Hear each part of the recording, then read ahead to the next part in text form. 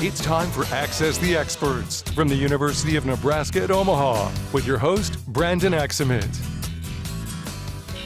Well, hello and welcome to another edition of Access the Experts on News Channel Nebraska, where every Tuesday and Thursday, University of Nebraska at Omaha faculty members answer today's questions facing our state. Now, today we have the pleasure of hearing from Dr. Magie Hall, who is an assistant professor at UNO's School of Interdisciplinary Informatics. Now, have you ever wondered why it seems like the internet is reading your mind when it comes to advertisements and pop-ups you see? Well, Dr. Hall is here to explain why. So, Maggie, today's question is, how does the order in which information is consumed across websites impact what a person sees next? Brandon, that's a great question, because even if we don't realize it, the internet that we use is as personalized to our behavior as our fingerprints are to our bodies. And that's by design. Personalization is why you can search for best barbecue and your results are within driving distance instead of a barbecue joint in West Texas. There are two ways for this personalization to happen: trackers and algorithms. Trackers include cookies, beacons, and browser fingerprinting. Cookies are tiny text files that are stored in your browser to help identify you.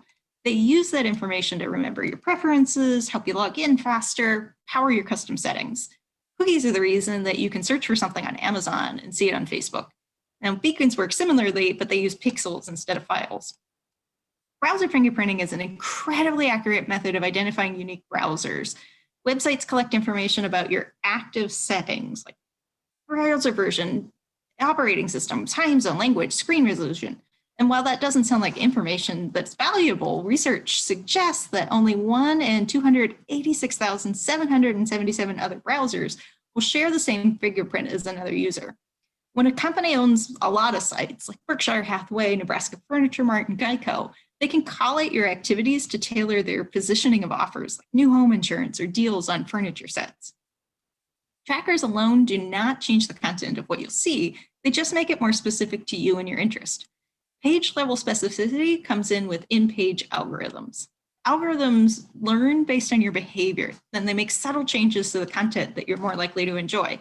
Like this, each page isn't one static page, but many similar pages where the baseline is the same, but the content is hyper-individualized. The goal is increasing your time spent on the site because your time and your attention is monetized. Platforms like Amazon, Facebook, Google have profiles of users covering both the breadth of their searches as well as in-depth assessments of interests and behaviors. And for millions of users, estimates suggest that Google tracks 82% of the internet.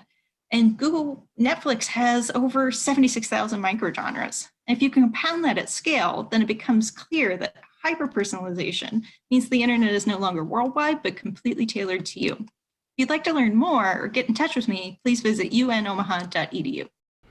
Thank you, Maggie, for sharing your expertise on a topic that will help our viewers better understand how the internet uses our search history to customize the web surfing experience. For our viewers at home, we want you to interact with UNO's experts. If you have a question you want answered, go to newschannelnebraska.com and click on the Access the Experts link to submit your question. It may just be answered by a UNO expert on an upcoming edition. Lastly, do not forget that Access the Experts airs every Tuesday and Thursday at 6:46 a.m. and p.m. only on News Channel Nebraska. Access the Experts, presented by the University of Nebraska at Omaha. If you have questions, submit them on our website. Then join us every Tuesday and Thursdays at 6:46 a.m. and p.m. while we answer your questions.